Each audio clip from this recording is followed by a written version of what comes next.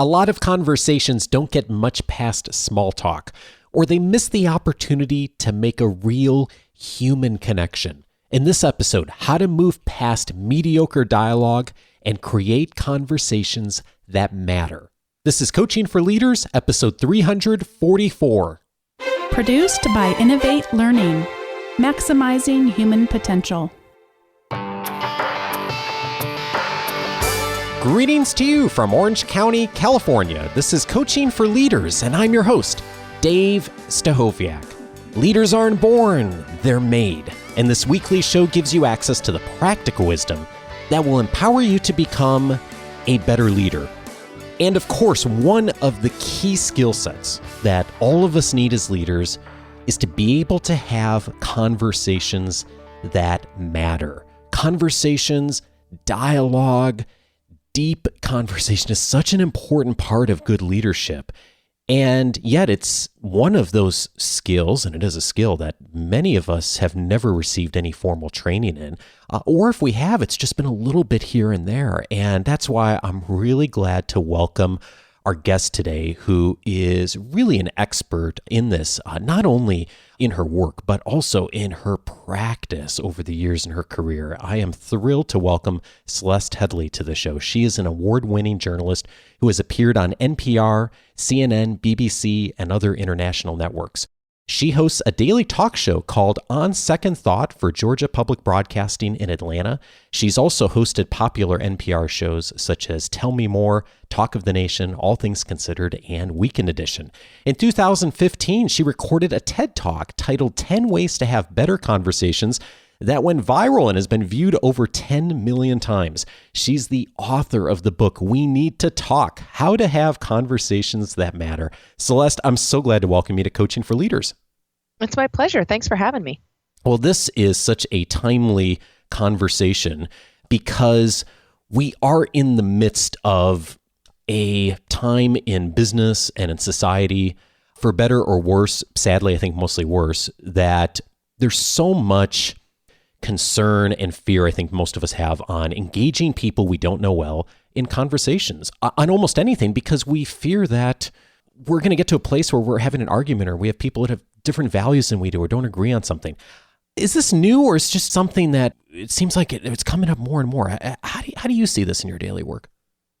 Well, I think it's not new, that's for sure. You can go back and trace really dysfunctional conversation, especially about politics, for hundreds, if not thousands of years. We don't have those records, but I'm willing to bet that they had trouble talking about these things. But there are a few things, Dave, that are new. First of all, I don't know of a time when there were quite so many things that had become political, right? It's very difficult at this point to avoid political conversations, at least in the Western world, because we have politicized what we eat. We have politicized the clothes that we wear, the cars we drive, the sports that we watch. It's almost even the dogs you buy or adopt or rescue, like me, has become political. And so that makes it very difficult to avoid political conversations if that was your strategy. And the other thing I will say is that we definitely have measures, at least in the United States, that show we are more divided than we ever have been. In other words, at this point, by implicit bias tests, there is stronger implicit bias associations connected to political party than in some cases race. And that's pretty stunning. You know, back in the days of the 1960s, they did surveys and they found that maybe 8% of people would be unhappy if someone from the other political party married into their family. By about the 1980s or 90s, that was up into the 40% or so. Now it's between 80 and 90% of Americans. Yeah. So it is worse. That's for sure. If you have a feeling that it's worse, you're right. And the strategy that we've been using for a very long time, which is to not talk about the things that might get us into arguments, that's clearly not working. So it's time to find a new strategy. One of the things that I was really struck by your work and reading your book is the courage you've had to be a leader in this way, to step into some of these uncomfortable conversations. And I'm thinking particularly, Celeste, about some of the conversations you mentioned in the book that you've aired around the Confederate flag on your show. And you are the descendant of slaves, and you clearly have a strong position on this, different from the people you've interviewed on your show. And I'm just curious, tell me about your mindset when you went into those conversations with people who think really differently than you. My mindset, especially that because it's my job, is I'm trying to get myself out of the way in a certain light. I mean, that's impossible, obviously, but to as much as possible, I'm trying to present to people objective information so they can make up their own minds. And to that end, that's why I disclose and that show, and we've had a few of them that have to deal with that because I'm broadcasting from Atlanta. I simply disclose that. I say, listen, I am 2 generations removed from slavery. I obviously have strong opinions. I feel like that's probably understandable, but I'm going to be fair. And if I'm not fair, please feel free to call me out. And in terms of mindset, I think what you're asking me is how I am able to do it, right? Yeah. This was one of the biggest lessons of my life. That is letting go of the burden, and it is a burden, of trying to convince people of something. I don't go into those conversations, whether it's on the radio or off, trying to change anybody's mind.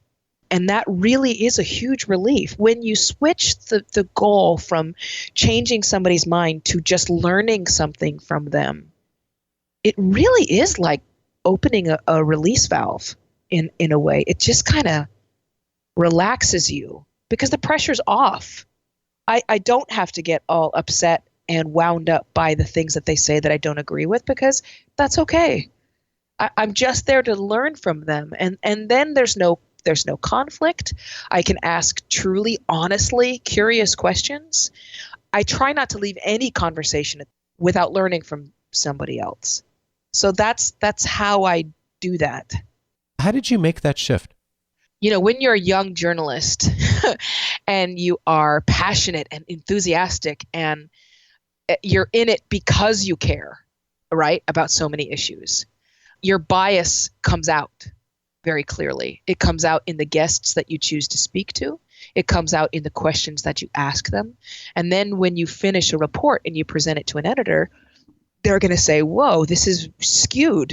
You have skewed this toward the point of view you agree with. And then you have to go back and say, okay, how do I stop doing that?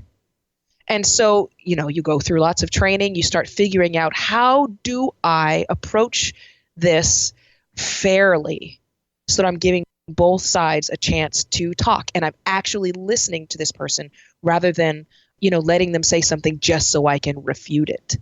And this is something we do all the time. People are constantly in their conversations only listening to someone so they can check if they agree with them or not.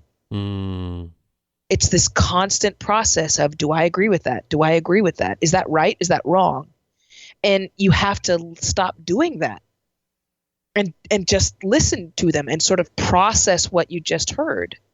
And it's a slower process. That's one of the things you find out as a journalist, but it's slower by minutes, right? It's not like, you're making your butter from scratch. It's slower, but not slow enough to truly impact your work or your life. So it's a discipline, and it's really hard. I mean, human beings are opinionated. We have strong opinions. That's one of the things that's wonderful about us, but it does interfere with our ability to listen to people fairly and with true, genuine curiosity.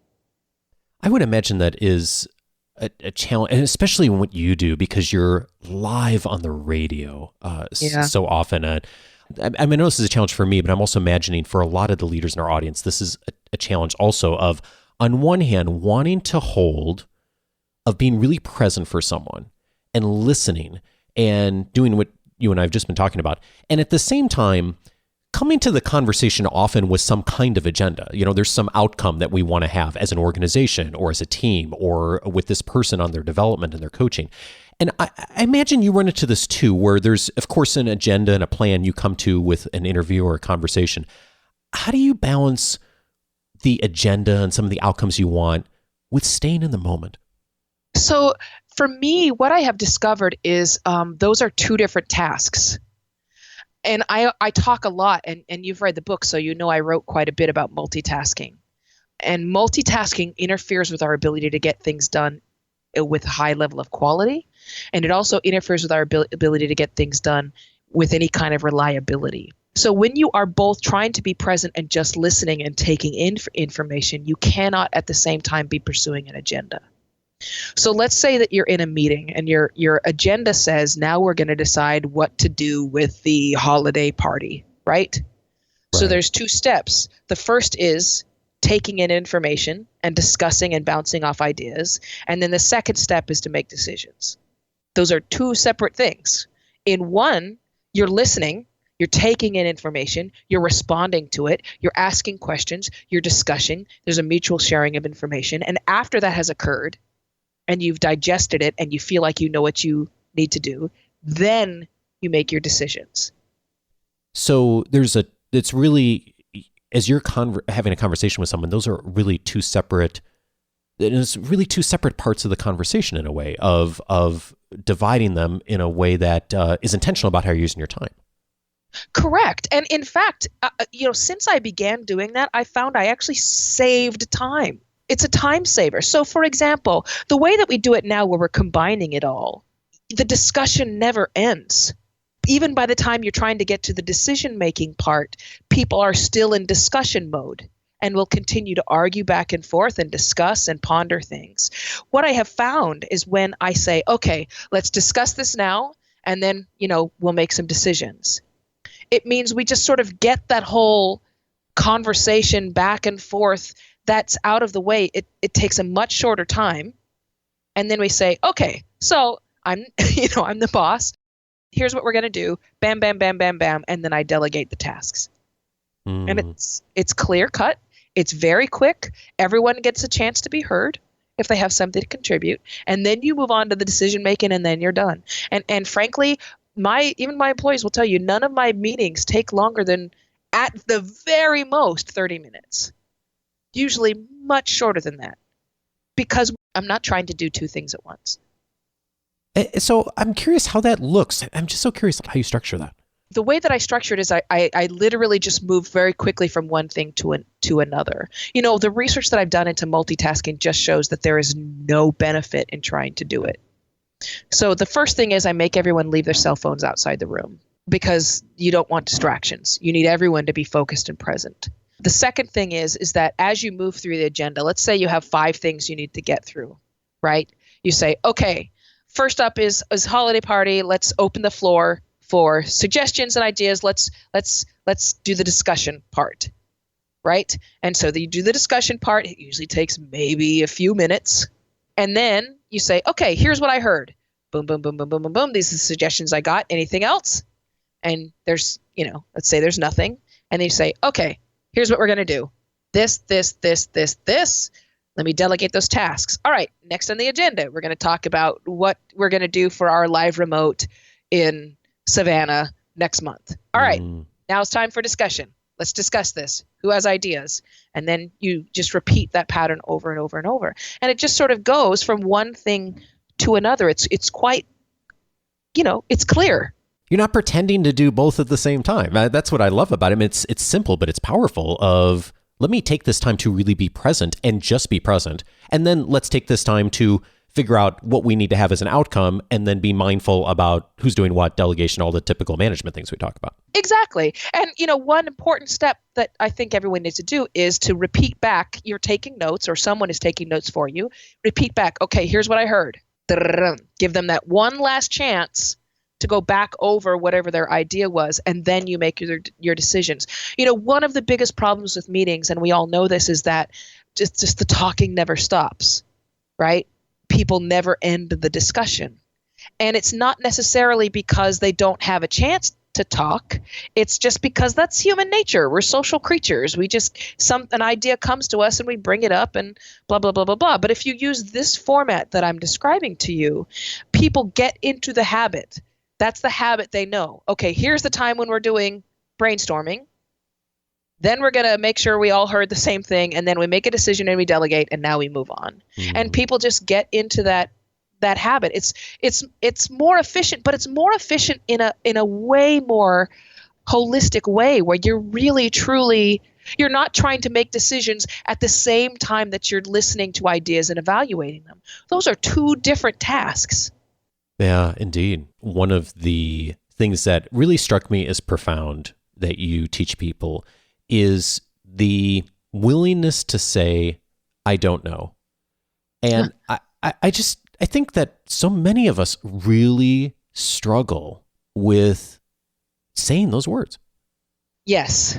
And sometimes, especially in business, it's because we think that's going to show we're not prepared or not working hard enough or not smart enough. We certainly don't want to tell our boss, I don't know. But, okay, so here's the thing when it boils down to it. We all know that not everybody knows everything, right? And on a subconscious level, your boss knows that you're not going to have the answer to every question that he or she asks. And therefore, even operating on a subconscious level, if you always have an answer, that leaves your boss wondering which one isn't true. Because you can't know everything, which means sometimes you're pretending to know when you don't, and they have no idea of discerning which one is true and which one isn't. And so saying you know all the time or guessing breaks down trust. That has been shown to be the case in medical situations because doctors have a particularly difficult time saying they don't know, and they tend to make, here's my best guess, but they don't say, here's my best guess.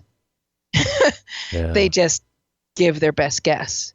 So what they've trained doctors to do is what I think all of us should learn to do, which is to say, I don't know, but I'll find out. Yeah, my wife's been a great teacher for me in this way. I found that to be very true as I was more aware of when people would always have answers to things, family, friends, other colleagues. I realized that that's exactly true. I found that I tended not to go to those people with difficult situations or advice. And I've come to the conclusion that it's exactly what you said. It's just that trust level isn't quite there when we don't get the sense that someone is willing to show that they're struggling with something. You're absolutely right. And it's a particular problem now when people often get the idea that reading a couple paragraphs of an article on Facebook is the same as knowing. And it is very much not. I have been just stunned. You know, as a journalist, my whole goal is, and I can't imagine it's all that different from you as leading a podcast. You try to find the best experts, right? Mm-hmm. Because they're the people who have really studied something, looked at it from all sides. They're going to have the best advice and knowledge and expertise. But we now think that reading a summary from an article on Facebook, even if it's about something complicated and difficult like health insurance or merit pay for teachers, we're then perfectly willing to not only give an opinion on it, but stand by that opinion, fight for that opinion, argue over that opinion. And that shocks me. What is the point of experts, people who spend their careers focusing on a particular subject, if we're not going to at least listen to them and trust them? I love the quote you cite from Stephen Covey. Most people do not listen with the intent to understand. They listen with the intent to reply. And it really strikes me as true in the Facebook, Twitter, all the things you were just saying of our tendency to just jump in and to defend points and to have our talking points and not really take the time to listen. Yeah. And frankly, I don't know what is at the bottom of that. I wish I did. I'm not sure anybody has that answer, why we do that. Because it doesn't make sense, does it? Yeah. But it's so true. And, you know, that originally come from Stephen Covey's book, The 7 Habits of Highly Effective People, which was written quite some time ago. So that tendency is not new. I think that may just be a human tendency. But I think in the days of Facebook and Twitter and Instagram and Snapchat and keep it going, I think it's gotten much worse. Speaking of being able to connect with others, one of the things that really struck me about your work is the research you looked at around our ability to empathize with others. And one of the things I really found interesting is the research that shows that the more comfortable you are, the more difficult it becomes to empathize. Yeah, and I think you're referring to one of the most fascinating studies I read, in which they had people come in and they would say, okay, I want you to imagine, a scale or a ladder of success or wealth. And Bill Gates is at the top. Where are you below him? And, people would sort of place themselves on the scale below Bill Gates. And then they would test their empathy, their empathic accuracy, which is the ability to sort of detect someone else's emotions that someone else may be feeling. And their empathic accuracy, after imagining themselves somewhere below Bill Gates, was quite good. These very same people, they then put them through an exercise in which they said, okay, now I want you to imagine the most destitute person ever, not just homeless, but really with nothing. And where are you above that person? And then they tested their empathic accuracy again. And their empathic accuracy went down, like really, really far down. And what that tells us is that those people did not get any more wealthy.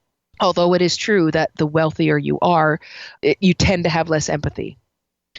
But even imagining themselves as better than another human being, having more, doing better, being better off, even imagining that made them less empathetic. I mean, that is stunning.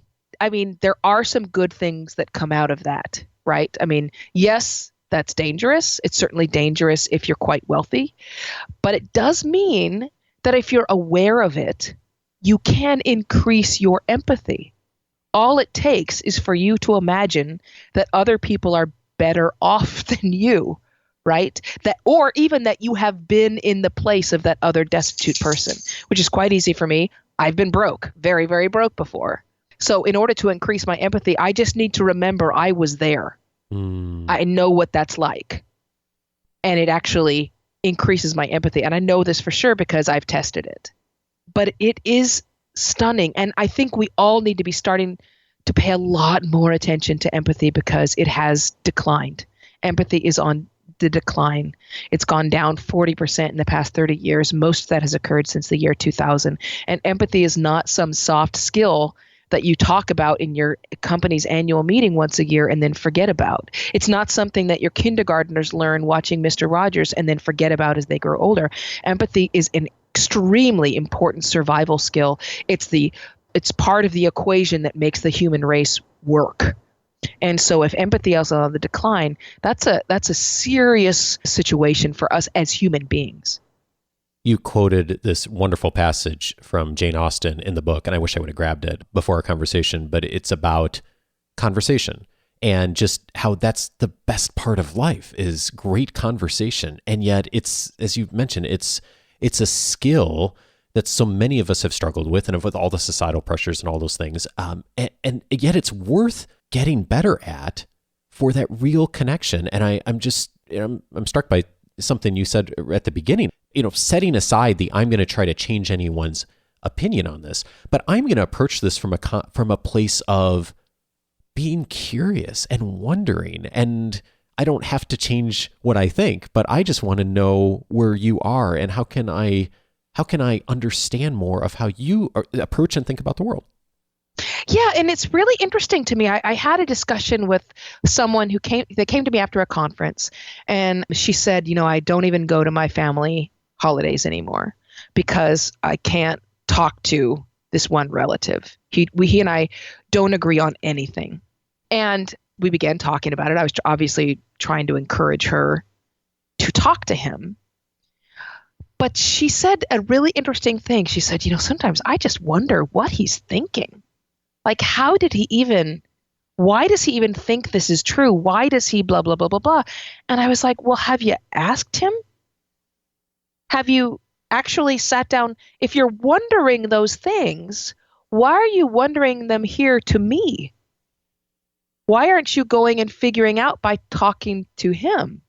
And that kind of curiosity, I bet you have, even with somebody who you feel you have nothing in common with. And I'll return to that delusion in just a moment. But even with someone that you really feel like you're just really far apart, I bet you have questions. I bet there's things you'd like to know about them and about what they believe and why they believe it. And you know, I found the Jane Austen quote you're talking about. It's from her novel Persuasion. And she says, "My idea of good company is the company of clever, well-informed people who have a great deal of conversation. That is what I call good company." "You are mistaken," said he gently. "That is not good company. That is the best." Indeed. But we don't put in the effort to have that best conversation often enough. You mentioned the word delusion a moment ago. What's the delusion that we are subscribing to that maybe is not true? Yeah, it's this delusion that there's people with whom you have nothing in common. And, you know, let me just say that the earth is quite old and the human race is quite old. So I don't care how young or old the other person is. I don't care if they speak your language or don't. I don't care what their politics are. You sharing the earth at the same time as that other person gives you more in common with them than pretty much any other person who's ever lived, right? We all sharing the same world at the same time. And that means we are having a common experience that billions of human beings don't have.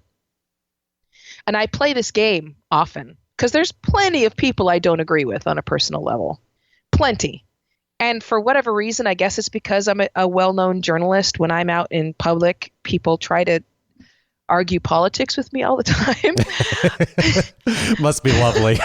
It is very much not. Oh, you poor thing. And I'm always saying I'm off. Like, I'm off work right now. But I will play a game and I'll say, listen, I'm not going to agree with you on this issue, whatever it may be, but I bet you in 5 questions or less, I can find something we 100% agree on. And I have not lost that game yet. And I bet you and all those listening can play the same game and win every time. Because there's some things you're going to agree on. Is it dogs? Is it tacos? Is it the kind of weather that you enjoy? I mean, I bet you will find stuff that you agree on. Is it the Star Wars movies? Is it the Indiana Jones movies? You will find something you have in common, and it will not take you very long at all. So if you're about to get into an argument with someone or you're finding that you just don't agree, just stop. Before you get into the argument, just say, look, we really disagree on this, and I bet you don't want to argue about it. I don't want to argue about it. That's something we have in common. Let me play this game with you. And you will find that you might end up having a truly enjoyable conversation with that person. Well, speaking of being off the clock, you and I have something in common, and I'm guessing a lot of the leaders in our community have this in common as well, in that both of us, our work is very much tied to having great conversations and a lot of people listening to those conversations and putting forth the effort and the intention and the energy into listening well and being present, all the things we've been talking about. And then we go home at the end of the day. And I shouldn't say we. I know we because I've read your book, but me for sure. There are days I'm done. And I think about my wife and our kids, and it's the end of the day. I've had 7 or 8 hours of really great conversations, and I'm just not able to engage. And I know for a lot of our community, that's a challenge too. How do you navigate that? Yeah, I try to be as honest about it as possible. So my son already knows, for example, that if I've had it, I don't make those calls. I don't make the calls to order the pizza or to talk to Comcast to tell them our internet is out or any of those calls. He knows perfectly well that if somebody comes to the door, I'm probably not going to talk to them because I'm done. But the other thing with him is that I just tell him, I say, I am worn out talking to people and I need time. So I'm going to disappear. And if you can just, handle whatever's going on out here, I need some alone time before I bite your head off. And then I go and I spend that time alone. Now, a big mistake some people make is that alone time, they don't actually spend it alone, because time on Facebook and on Twitter is not rest for your brain. So if you're going to go and actually try to recharge, you can't recharge while you're on social media. That's one thing. You need to actually chill out, read a book, watch a movie, whatever it may be, but not something in which you're having to engage in any way and communicate in any way. Give yourself some time. For me, I usually will meditate, at least for a portion of that time, but whatever it is you need to do to recharge, truly unplug and step away. One of the things I often ask people is about failure and what they failed at. And you say so much about that in the book that I'm not going to ask you that question, but I am curious. So much about having good conversation and connecting with people is about how you change your thinking on things. And I think for all of us as leaders, being able to be influenced and to change our mind on things. And I'm curious, where have you changed your mind on something in the last 4 or 5 years? Oh my gosh, so many things. I mean, I think the whole process of writing this book has been a change of mind, because I am a professional conversationalist. I mean, that's literally what I do as a profession. And this book actually came out of me realizing that I wasn't great at it. And I certainly wasn't as good at it as I thought. And it's really interesting, as I looked into it, it turns out that we all have a really strong tendency to overestimate our own conversational skills. And I was one of them. So it was kind of, it was akin to unplugging from the matrix, right?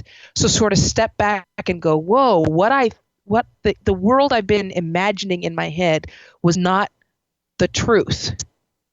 That's not what was really happening. And that was an eye-opener. And the other one was after I read that study that came out of Harvard in 2014. Boy, was that an eye-opener for me personally, because in it they found that talking about yourself, what they call self-disclosure, actually activates the same pleasure centers in the brain as sex and heroin. And that was an eye-opener for me, because it meant that all those conversations that I really enjoyed, that felt fantastic to me, that pleasure may not have been shared. That may have just been me talking about myself so much that I was constantly activating my own pleasure center and feeling great, where the other person wasn't sharing that. So I really had to change my mind about what I chose to talk about. But even more than that, I had to start really becoming aware of the other person at all times. Celeste, this is such powerful words you've shared with us. I know one of the things our audience is always looking for, something they can take away and use that day. And I know that so many of us are going to approach conversations today thinking differently based on what you've said. So I hope folks will go. We're going to link to not only your TED Talk that went viral, but I know you have a couple of other TED Talks as well. I'm going to link to all those in the notes. And of course, I'd certainly suggest folks check out the book, We Need to Talk, How to Have Conversations That Matter. Celeste, thank you so much for the work you do and for being not only a great teacher of great conversations, but also I just appreciate how much you share with what you've struggled with and just being so real about the learning process that goes with it. I really appreciate that. It's my pleasure. Thank you so much for talking with me.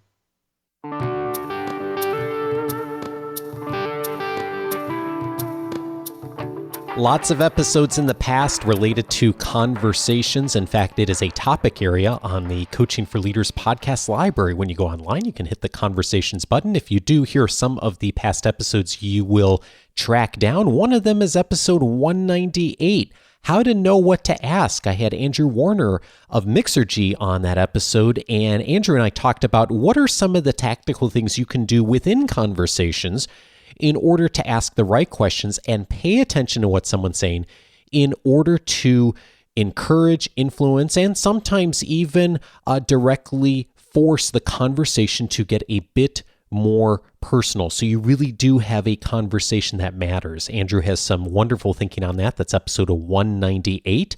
Also, I mentioned this episode as a recommendation on last week's show. It came up again this week. You may recall Celeste mentioning that our ability to become empathetic tends to change when we become more comfortable, as in it goes down. That was also one of the key findings in Dacher Keltner's research looking at power. He's out of Berkeley, and we talked back on episode 254 on how to use power for good and not evil. There are a lot of dynamics of power that come out in conversations, and we talk through a lot of them in episode 254. So if that's of interest to you, go check that one out. Also, I couldn't possibly leave you without mentioning episode 271, How to Increase Your Conversational Intelligence. Judith Glazer was on the show, and she is one of the leading voices out there on how to have great conversations and how to improve your conversational intelligence. So if that is of interest to you and today's conversation has got you thinking about ways to do that, episode 271 is a wonderful way to continue that journey along being a better conversationalist. You can track down all of those past episodes by going to coachingforleaders.com/podcast. That'll open up the full library. If you are not yet a member, you'll want to become a member. Just go over to the coachingforleaders.com website. You can activate your free membership. There's a ton of things you're going to get access to as part of that membership. All of the past episodes sorted by topic. And also one of the new resources that I've been providing over the last 6 months now is I'm highlighting all of the things that I think are most important, most relevant out of the books that I'm reading. And Celeste's book is no different. As I went through and read the book, I highlighted on my Kindle all of the things that I thought were most important. It's where many of the questions came out of today's conversation. If you would like access to all those book notes, not only from her book, but all of the notes from the books that have been featured on the show over the last 7-8 months, just activate your free membership. That is a great way to get access to that, because one of the buttons in your free membership library says book notes. They're all listed right there. You can download all of those PDFs. So thanks in advance if you decide to join our community online and access all of those resources, including the book notes. Next week, I'm glad to welcome Cameron Harrell to the show. He's going to be here to teach us the lessons from his book that just came out called Vivid Vision. I get questions often from the leaders in our audience. How do I actually articulate a vision for my team in order to lead effectively? We're going to talk about that in detail next week. If you are thinking about creating a vision in the midst of it or want to get better at it, don't miss next week's conversation. Have a great week and see you next week to talk more on visions. Take care.